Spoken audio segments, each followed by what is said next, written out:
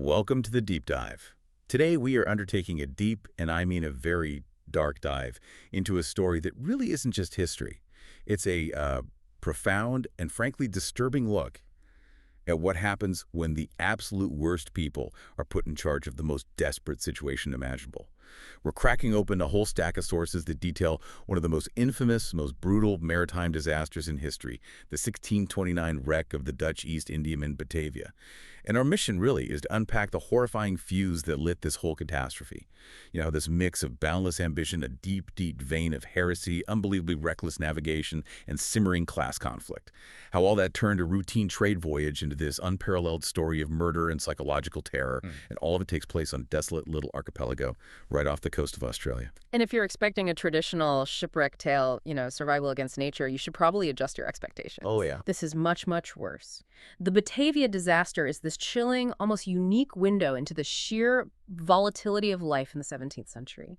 You see the enormous wealth and, frankly, the almost unbelievable institutional arrogance of the Dutch East India Company, the VOC. And most critically, you see how fast societal constraints just devolve. We're going to be meticulously examining the unique cultural, economic, and psychological pressures that didn't just cause a shipwreck, but transform the survivors into predators and prey. The scale of what was lost is it's staggering, both in lives and in treasure. The Batavia, it was a veritable floating castle, a brand new retour ship, and it carried a cargo of immense value. We aren't just talking about spices here, though those were on board. We're talking about 12 huge chests of VOC silver. This was destined to purchase goods in the East.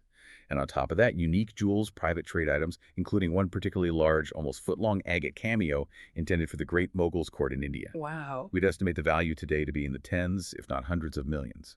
And that treasure and the desperate, desperate bid to claim it, that became the central focus for the anarchy that followed. To really understand the mindset of the men on the Batavia, you first have to ground yourself in the overwhelming reality of the organization that controlled them.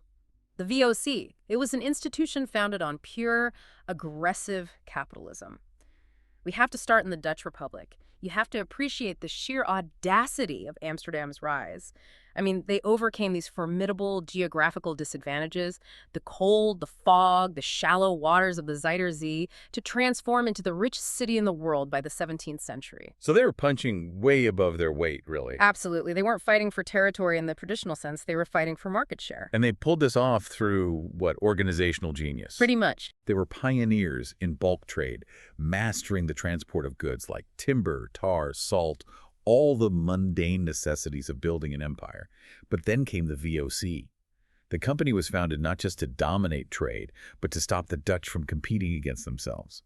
You had all these rival Dutch syndicates that had driven up the price of spices in the Indies to the point where it just wasn't profitable. Right. So the VOC was created in 1602 to unify all of that, eliminate the internal competition, and just maximize profit. And they were an immediate, almost terrifying success. They didn't just meet the Portuguese presence in the East, they brutally eclipsed it. They captured key spice islands, setting up strongholds on Ambon, Tidor, Ternate. The big ones. The big ones. They effectively secured the entire world's supply of cloves and nutmeg. They achieved a monopoly that was ruthless, and it was absolute. And this rapid success, as you mentioned, it bred this almost unbelievable institutional arrogance. The directors back in Amsterdam, they were known collectively as the Gentlemen of Seventh, and they essentially functioned as a sovereign power. They really did. They didn't just run a business. They waged war, they signed treaties, they established colonies. They declared, completely without apology, that these conquered strongholds were the property of private merchants, not national conquests of the Republic. And the reaction from their rivals was predictable. You have English traders complaining bitterly about this frothy nation. They pejoratively called them butterboxes. The butterboxes, right. And they predicted, quite accurately, that the VOC would soon claim the entire Indies for itself. This wasn't just commerce. This was the establishment of a private global empire accountable only to its shareholders. But all that wealth, it just flowed upward straight back to the canals of Amsterdam.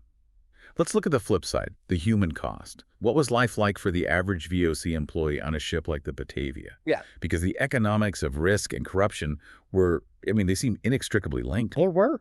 The employees, from the upper merchants all the way down to the common sailors, they received notoriously modest salaries and minimal board. And the risk was astronomical. We have the data, and it is horrifyingly clear. The life expectancy for a newly arrived merchant in the Indies, once he actually got to his post, was a mere 3 years. 3 years. And for all those who sailed out, fewer than 1 in 3 ever returned home.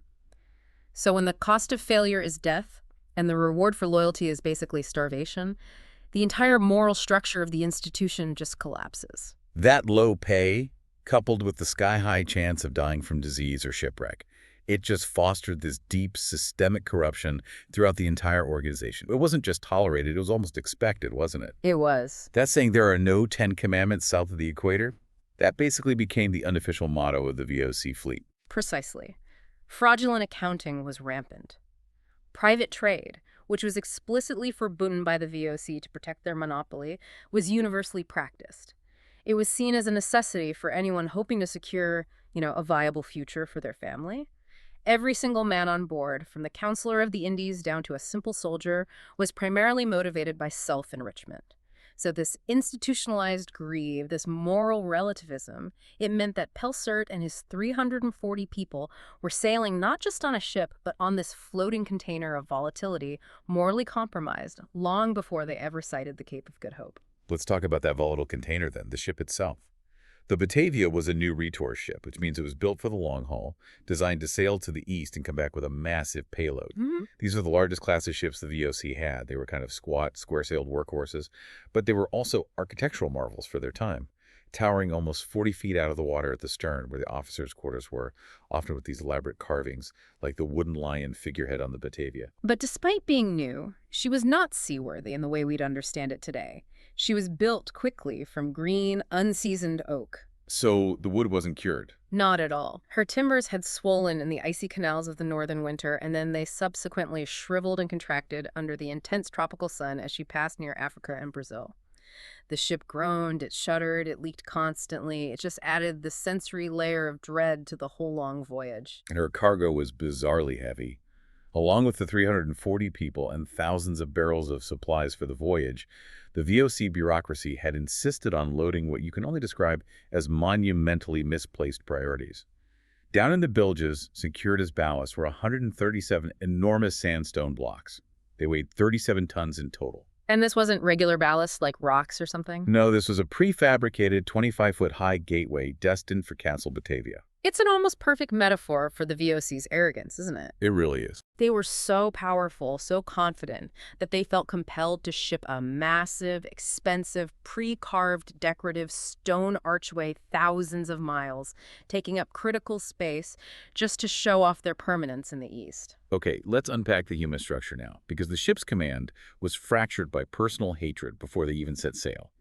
First up, Francisco Pelsaert, the commander. He was the upper merchant, which meant his authority stemmed from the commercial mandate of the voyage. He was highly ambitious, had a successful history dealing with the wealthy Mughal court in India, and his job was to get that valuable cargo there. And let's not forget, Pelsaert was also completely complicit in the corruption. He was deeply interested in illegal private trade, specifically these high-value small toys and jewels. That massive agate cameo, the one intended for the Mughal, it was technically on the books, but Pelsaert saw it as his personal path to immense profit. So he was already compromised. This shared culture of greed meant Pelsaert himself was compromised from the very beginning. And Pelsaert's main rival was Arian Jacobs, the skipper. He was the nautical expert, the man responsible for getting the ship there safely. He was a veteran, a superb sailor, and completely trusted by the VOC to command their new vessels. But his character was unstable. Unstable is a good word for it.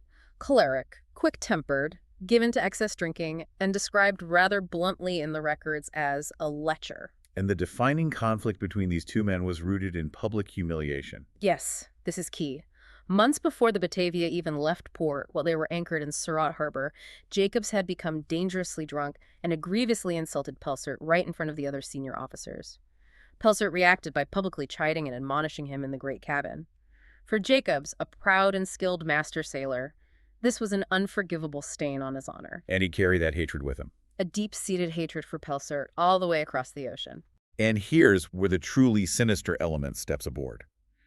Geronimus Cornelis, the undermerchant and apothecary. His background is just so critical because it provides the psychological framework for the massacres he would later orchestrate. Absolutely. He was a respected Frisian apothecary in Haarlem, but his life was destroyed by a legal battle. And that battle stemmed from the death of his child, who allegedly contracted syphilis from the wet nurse, a woman named Hiltjen Johnstor, who was accused in court of being an unfaithful wife and a prostitute. The resulting bankruptcy and disgrace forced Cornelis to abandon his life and flee east, seeking a second chance with the VOC. So he was a man with nothing left to lose. Exactly, full of bitterness toward the established social and legal order that had completely ruined him. And he brought a terrifying philosophy with him on board. Cornelis was raised Anabaptist, but he had fallen in with these radical thinkers and became a libertine, a follower of antinomianism. Let's make sure we unpack that term, because it really is the key to the horror. Antinomianism is the idea that moral law, the rules of society, even the Ten Commandments, are not binding on an individual who believes they have achieved a state of perfection or, spiritual illumination. And what's fascinating here is how Cornelis applied this idea. Like the heretical brethren of the free spirit, he divided all of humanity into two groups, the crude and the subtle. The subtle, the enlightened few, which of course included Geronimus himself, were elevated beyond the need for worldly morality. So they were above the law. Above all laws. They could lie and steal and fornicate without qualms of conscience because in their warped view, external acts were irrelevant if their soul was, absorbed into God. And his radical beliefs were deeply influenced by this contemporary spectacle of defiance. Cornelis' friend and likely teacher was the controversial painter Johannes Terentius, who was suspected of being a Rosicrucian and was persecuted for his beliefs. Right. And Terentius was subject to brutal torture by the authorities, stretched on the rack until his limbs were literally pulled from their socket. He never confessed. Never. And that kind of defiance in the face of institutional terror must have profoundly influenced Geronimus. It cemented his conviction that the established moral and legal order was arbitrary, weak, and basically a sham, and that true power lay in intellectual and moral superiority. It's interesting because Cornelis himself wasn't a physical brawler. He was characterized as a seducer of men. A purely psychological predator. He used superficial charm and philosophical reasoning to manipulate strong, cruel men into doing his bidding. So you have this twisted philosophical mind, Cornelis, just sitting there, observing the simmering hatred between the commander, Pelsart, and the skipper, Jacobs. The tension on board, though, it wasn't just official, it was highly personal, and it centered on Lucretia Johns, a patrician passenger of high social standing, and her maid, Swanty Hendricks. Right. And Skipper Jacobs, the lecher, began a flagrant and illicit affair with the maid, Swanty. This wasn't just an indiscretion, it was a public humiliation for Lucretia Johns, who was confined by the social hierarchy. She couldn't just replace her servant thousands of miles from home. And this situation becomes explosive when Cornelis accidentally discovers Jacobs and Swanty having sex in the cramped officer's privy. Which gave him the perfect secret, the perfect leverage over the skipper. So the stage was set for the plot to accelerate during their stopover at the Cape of Good Hope, which was known then as the Tavern of the Ocean. After nearly 6 months at sea, the ship anchored for 8 days of respite. And Jacobs, drinking heavily and away from the constraints of the ship, became very beastly with words as well as deeds, even taking a boat without permission. And Pelsart saw this public misconduct as a direct threat to his authority. Of course. So to avoid losing face, he publicly chided Jacobs once again in the great cabin, right in front of the other officers. And this act just reignited Jacobs' deep, burning hatred and provided Cornelis with the exact psychological opening he needed. Cornelis seized that moment, turning the skipper's bitterness into a blueprint for mutiny. He played directly on Jacobs' wounded pride, recalling the skipper's earlier mutterings.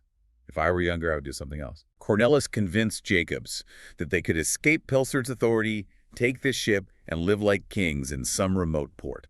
But they needed to bind their followers together through shared criminality. So the Pre-Mutiny Act was a test run of violence. It was a deliberate attempt to implicate the entire group of mutineers, ensuring Pelsart couldn't punish them individually later. And what was the act? Jacobs ordered the high boatswain, Jan Everts, and other conspirators to brutally assault Lucretia Johns. The order was explicit. Ensure many should have a hand in it. The assault was carried out in the dark, intended to be a symbolic defilement of VOC authority and morality, cementing the loyalty of the plotters through shared, violent transgression. #Tag3. The journey to disaster. So despite this simmering mutiny plot and the hatred between the officers, the ship itself was just a ticking biological time bomb. It was pushing every single sailor to the breaking point long before they ever saw land. Let's just focus on the conditions leading up to the wreck. Imagine being one of the 340 people crammed into the damp, dark confines of a VOC vessel for months and months on end. The decline in living standards was progressive and, inevitable. For the common sailors and soldiers, the diet turned quickly from simple to just inadequate. Hardtack, dried fish, salted meat that often smelled worse than the bilge water. Awful. But the most immediate misery was the water. Water from Texel is prized, but even that turned quickly. It became slimy, stinking, and heavily infested with tiny red and black worms. And there was no recourse, was there? The sailors' accounts are truly vivid and horrifying. They had no way to purify it. They resorted to literally sieving with their teeth to filter out the creatures before they drank this putrid fluid. It's hard to imagine. The level of continuous physical discomfort must have been debilitating. The whole ship was an ecosystem of misery. Sanitation was effectively non-existent. Right. Lice were a constant crawling plague, infesting every piece of clothing and bedding. And though they avoided the widespread typhus epidemic that plagued some VOC ships, rats were an ever-present enemy. They chewed through food stores and even gnawed their way through the oak planks of the hull, undermining the structural integrity of the ship itself. And then came the equator crossing. The blistering heat caused the tar they used to caulk the timbers to melt and drip constantly, sometimes even trapping small, unwary animals on deck. The stench, the constant rocking, the heat, the filth, it just created this sensory hell that wore down even the most hardened sailors. But the true reaper of the sea was scurvy. This wasn't a quick death. The scurvy belt, as they called it, typically manifested 3 to 4 months after leaving port, precisely when the fresh food stores ran out, and it particularly preyed on the most malnourished members of the crew. The symptoms are agonizing to even read about. It starts with painful, swollen legs, a sudden, inexplicable exhaustion, and that leads to fetid breath and gums so rotten that the slightest touch would cause bleeding. Eventually, the teeth would just fall out. Horrific. Scurvy promised an agonizing, month-long death. It was a constant psychological shadow hanging over every single man who signed the VOC contract. And yet, the factor that actually caused the ship to run aground was a technological and navigational gamble rooted in the VOC's obsession with speed and profit. They had recently adopted the southern route, pioneered by a man named Henrik Brouwer. Okay, so instead of hugging the African coast, they would head far south into the roaring 40s latitude, the horse latitudes. This was a colossal risk taken for immense reward. Right speed. Exactly. By diving south, they hoped to catch the powerful westerly winds, potentially cutting 2,000 miles from the trip and halving the travel time to the East Indies. But the risk was predicated on an unsolvable navigational problem of the era: calculating longitude. Latitude was relatively easy. You could use the sun or the stars. But longitude required accurate timekeeping. You needed to compare the local time at sea with the precise time in a known location, like Amsterdam. But they didn't have accurate clocks. In 1629, they relied on hourglasses. Imagine trying to keep an accurate clock on a pitching, rolling, hot, and damp vessel for months. The hourglasses were hopelessly inaccurate, subject to thermal drift and human error, meaning their estimate of how far east they had traveled was purely guesswork. And sailing so far south compounded that error dramatically. Yeah. I mean, think about the globe. Lines of longitude converge closer to the poles. When you're sailing in the roaring 40s, you cover each degree of longitude much faster than you would near the equator. Which made it incredibly easy to wildly underestimate the distance you've run east. Jacobs knew, theoretically, of the Houtman's Abrolhos, this cluster of lethal reefs, but he had no maps, no detailed charts, only the old Portuguese warning. Open your eyes. So the lack of information combined with the speed of the southern route was just a recipe for disaster. It was. On June 4, 1629, the Batavia struck the reef at full speed in the pre-dawn darkness. The impact was violent, but strangely, no one was killed outright. They had run onto the southern tip of a huge crescent-shaped coral reef. The bow timbers were crushed, and the ship was pinned fast, just groaning under the relentless pounding of the Indian Ocean waves. And they were utterly, terrifyingly lost, hundreds of miles east of their last safe estimated position. What happens next is Pelsert's fatal decision. The survivors were split into 3 groups across these 3 main patches of coral. After 2 days, Pelsert and Jacobs failed to find any fresh water on the main islands. And Pelsert realized the situation was spiraling out of control.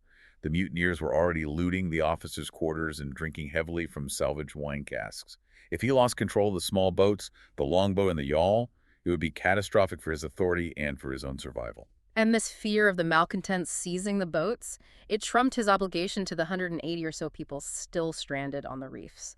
Pelsert made the agonizing decision to sail the longboat 2,000 miles north to Batavia for help. Which was an astonishing undertaking. It was later compared by historians to Captain Bligh's 4,600-mile survival voyage after the Bounty Mutiny.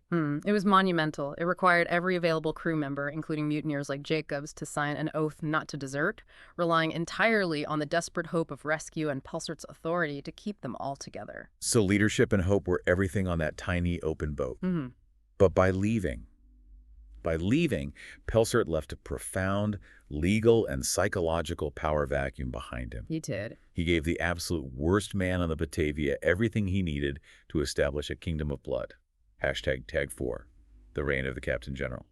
The departure of Francisco Pelsert created an instant and deadly power vacuum on the main island, which was later morbidly named Batavia's Graveyard. You have around 180 people stranded there. The wheat, the sick, women, children, the surgeon, the provost, and the preacher, Gisbert Bastians. And Geronimus Cornelis was now the highest-ranking VOC employee left. But crucially, he was only an undermerchant. He possessed no formal military authority. This meant authority was now entirely a matter of persuasion, fear, and control of resources. The initial attempted order came from the surgeon, Franz Jans, who tried to establish a council based on the traditional VOC hierarchy. But Cornelis, the master manipulator, he moved far faster. He quickly leveraged his superficial charm, his antinomian philosophy of superiority, and the deep-seated grievances of the sailors to gather his core gang. About 25 to 35 devoted followers. And his recruits were a mix of the vicious and the easily led. Right. He attracted young, inexperienced army cadets like Konrad von Huyssen, who were looking for adventure and power. He recruited brutal, strong soldiers like Lance Corporal Jacob Peters, known chillingly as the Stonecutter, whose physical bulk and capacity for violence were essential for intimidating the rest of the survivors. And he had David Zevink, an educated clerk who became his ruthless principal lieutenant, providing the intellectual capacity for organization and planning. Cornelis's plan was methodical and chillingly rational, at least in a psychopath's way. His first move was eliminating the weak. He openly ordered the killing of the sick, the malnourished, and anyone who appeared frail. And his justification. He claimed they were uselessly consuming the island's dwindling stores of biscuit and water. But this act served a dual purpose. Resource management, sure, but also the desensitization of his followers to murder. He then used this clever form of deception to remove the potential loyalists, the able-bodied men he suspected might challenge him. He sent them on supposedly vital, but in reality hopeless missions to the outlying waterless islands. Seals Island, Traders Islands, and the Highland. Their mission was to search for fresh water, but the true aim was simple: maroon them to die of thirst or exposure. So he eliminated a third of the male population without having to commit to open conflict? And this is where the psychological war began.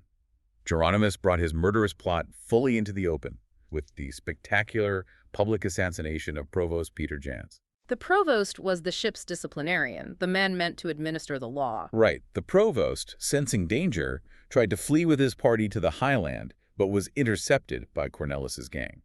In full view of the survivors huddled on Batavia's graveyard, the mutineers drew their swords and brutally hacked down the provost and his young child. The sight was intended to shatter any remaining hope of order. And it gets worse. 4 of Jans's men, soaked, breathless, and terrified, staggered ashore, begging Geronimus for protection, still believing in some vestige of VOC authority. And what did he say? Cornelis simply declared, "Give them no quarter." That moment was the true turning point. By murdering the provost, the embodiment of maritime law, Cornelis shattered the final psychological and legal restraints on the island. He now controlled all the salvaged weapons, and more importantly, he seized the official mantle of authority, proclaiming himself the leader of the raid. The Council. Let's pause on the significance of the raid. By claiming the Council, Cornelis hijacked the entire legal framework of the VOC. In the eyes of the law, he was the commander, and anyone who opposed him was now officially a mutineer.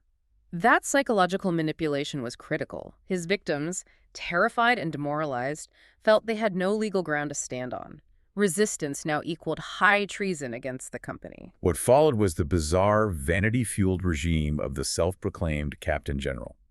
Cornelis and his inner circle immediately seized the salvaged treasure, Pilsert's valuables, the 60,000 guilder jewel case, and that enormous agate cameo. They ran their fingers over the precious stones, imagining themselves as these wealthy, untouchable pirates. And their vanity was expressed through these ludicrous displays of salvaged finery. They fashioned outlandish, absurd uniforms from salvaged, high-quality red wool cloth or laken, and embroidered it with gold lace passementerie.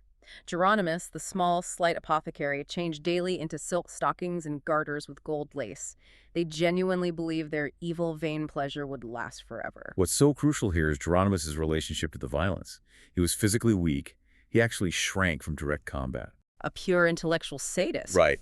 His only recorded victim on Batavia's graveyard was a defenseless baby. He used his charm to manipulate men like Jan Peldrum, a follower so desperate for approval that he actually wept when Cornelis denied him the pleasure of killing a youngster. Wow. He was creating a system where men sought his permission to commit murder. And the atrocities quickly escalated into mass slaughter. Geronimus, lacking any military capacity or foresight, ordered the systematic purge of the remaining population. He gave David Zavank, his lieutenant, these precise, chilling instructions for the massacre on Seals Island. Kill most of the people, children as well as some men, and leave alive for the time being only the women who were there. The victims were unarmed. The mutineers, armed with daggers, axes, and these lethal makeshift weapons clubs made from lead strips and 16-inch iron nails known as morning stars, they just descended upon the helpless camp. The details of the murders are almost unbearable to read. I mean, consider the example of Andries Labent, one of the mutineers. He had previously been spared by Cornelis on the condition of absolute loyalty. He approached Macon Sowers, who was heavily pregnant. Oh, no. He said to her, with this terrifying inverted affection, "Macon, love, you must die," before throwing her underfoot and cutting her throat. That quote just captures the utter breakdown of humanity, the inversion of care into cruelty. This premeditated, protracted slaughter, carried out by people the victims knew, was entirely without parallel in the history of the VOC. In total, Cornelis' gang killed about 125 people. They intentionally spared only 2 children, and nearly 2/3 of the women were preserved, not out of mercy, No. but for the sexual pleasure of the mutineers. Lucrece Johns, the patrician passenger, was sequestered with Witterloos and subjected to repeated rape throughout this horrific period. Cornelis' regime was an experiment in total control, controlling not just food, water, and salvaged goods, but controlling life and death and sexual access. He had created his perfect antinomian state, a place where morality was dead and he was God.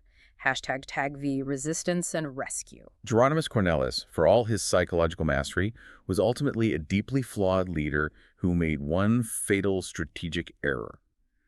He marooned the able-bodied men. And that's where Weeby Hayes comes in, a simple private soldier who had been abandoned on the northern island, known as the Highland, or West Wallaby. Hayes proved to be the nemesis Cornelis never saw coming. The irony is profound. Cornelis had sent them to die, believing the island was barren. But Hayes and his men quickly discovered that West Wallaby was infinitely richer in resources than Batavia's graveyard. What did they find? They found 2 critical sources of freshwater wells that Pelsert's experienced sailors had somehow missed, plus abundant birds, eggs, and rich fishing grounds in the surrounding shallows. And crucially, they discovered the unique local fauna. They called them cats of miraculous form, tamars, a species of wallaby indigenous to the Abrolhos. Right, like a small kangaroo. And they were easily caught, highly caloric, and described in the accounts as delicious. This discovery wasn't just about physical survival, it was psychological salvation. When a survivor who escaped from Cornelis' massacre reached Hayes, he reported that God fed us so richly that we could have lived there with 10,000 men for 100 years. Wow. They had hope, while the people under Cornelis were living in terror and constant starvation. And Weeby Hayes, despite being a private soldier, emerged as an absolutely able and inspiring leader. He didn't rely on rank. He relied on competence and humanity. He unified a mixed group of loyal soldiers, assistants, and cadets, none of whom ever questioned his authority because his decisions just made sense. And he immediately organized their defense. They built these formidable walls of heavy coral slabs, some almost 30 feet long, transforming their campsite into a rudimentary fort. And they improvised lethal weapons. Right. Pikes tipped with salvaged 16-inch nails, morning stars, and they even assembled guns which historical accounts suggest were likely powerful catapults designed to hurl fist-sized rocks at attackers trying to wade ashore. And Cornelis, lacking any grasp of military strategy, gifted Hans over 2 weeks to prepare before attempting to move against the defenders. He tried deceit first, didn't he? He did, sending preacher bastions under the guise of negotiating a peace treaty, hoping to assess the strength of Hayes's forces.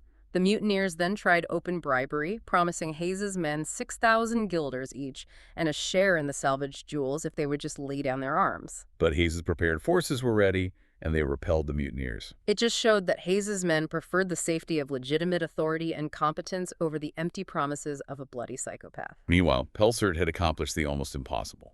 After 33 grueling days in that open boat, he successfully reached Batavia.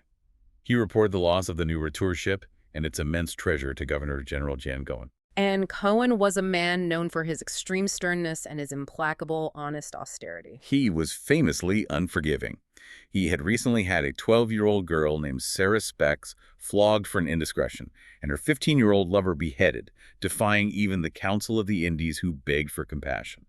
So Pelsert knew he could expect no mercy from Cohen after losing a brand new retour ship and millions in silver. His only chance was to return, recover the treasure, and bring the criminals to justice. Pelsert quickly returned on a small warship, the Sardam. He sighted smoke rising from the islands, which gave him hope that there were survivors. But the crucial moment of the rescue involved a race. A race to the ship. Exactly. Hayes's men, spotting the ship, rowed out swiftly in their small yawl, beating Cornelis's men to the rescue vessel, and they delivered the shocking news of the massacres to Pelsert. So Pelsert, now armed with the authority of a warship and the full truth, used the Sardam's muskets and cannon to intimidate the mutineers. He arrived back at Batavia's graveyard just as the final battle between the two survivor groups, Hayes's defenders and Cornelis's gang, was desperately underway. Cornelis was captured by Hayes's men, stripped of his authority.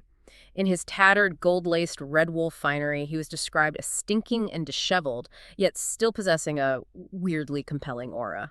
The charisma of the psychopath, surviving even in failure. Pelsert immediately convened a council of justice, right there on the island. The main leaders were interrogated using the Dutch-preferred method of persuasion, water torture. This was a brutal practice, banned in most of Europe at the time. It involved strapping the prisoner spread-eagled into an upright frame, securing a canvas collar around his neck, and pouring liquid into it. Forcing a terrifying, prolonged confession through simulated drowning. Wait, that hypocrisy is striking. Pelsert, the man who abandoned these people and whose lax command enabled the mutiny, returns and immediately employs brutal torture. It reflects the deep institutional violence the VOC was founded on. Pelsert needed absolute compliance, and he used absolute terror to get it. Exactly. The justice Pelsert administered was theatrical and swift, intended not for the Republic, but for the immediate psychological recontrol of the remaining survivors. Cornelis confessed only reluctantly, continually blaming others, especially Jacobs and Zevenk, until he was confronted directly by his former followers, who were all trying to save their own skins. He eventually confessed to ordering 36 murders, but even on the day before his scheduled execution, he refused to seek solace in religion, confirming his deep-seated antinomian heresy. He died just as he lived, convinced of his own moral superiority beyond any earthly laws. #6, justice, resolution, and morbid legacy. So Pelsert convened a broad council right there on the island. It was a spectacular reassertion of law on a desolate rock thousands of miles from the Republic. The spectacle was paramount. Cornelis, Zevenk, and others were found guilty and were hung immediately on the islands. Their bodies were left to dangle from makeshift gallows, a chilling, gruesome warning to any future malcontents passing by the Abrolhos. And the punishments for the lesser mutineers were designed to be these terrifying theatrical displays of retribution. Daniel Cornelissen, a young cadet who had killed 4 men, and others were sentenced to be keel-hauled 3 times and flogged. And keel hauling was a particularly savage Dutch invention. The victim was dragged under the ship's keel where they risked being cut to pieces by the barnacles covering the hull. Keel-hauling 3 times. That was essentially a dramatic, drawn-out death sentence designed to terrify the rest of the crew and reassert Pelsert's authority, absolutely. And then came the final, fascinating act of justice, or maybe provocation. 2 mutineers, Jan Pelgrim and Wouter Loos, the man who had sequestered Lucretia Johns, were spared execution. But what happened to them? They were taken to the Australian mainland near a place called Wittakara Gully. They were rowed ashore and just abandoned. So they were the first known permanent European residents of the continent. Now, what became of the key figures and the treasure? Pelsert, despite the catastrophe, had successfully salvaged 10 of the 12 silver chests in the jewel case.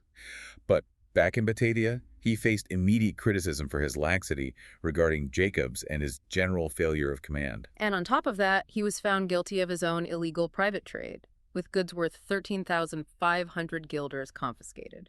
He died shortly after returning to India, his reputation permanently tarnished. And Arian Jacobs, the choleric skipper, he proved a tougher nut to crack. Despite prolonged torture, even after Pelsert's death, he never fully confessed to the mutiny plot.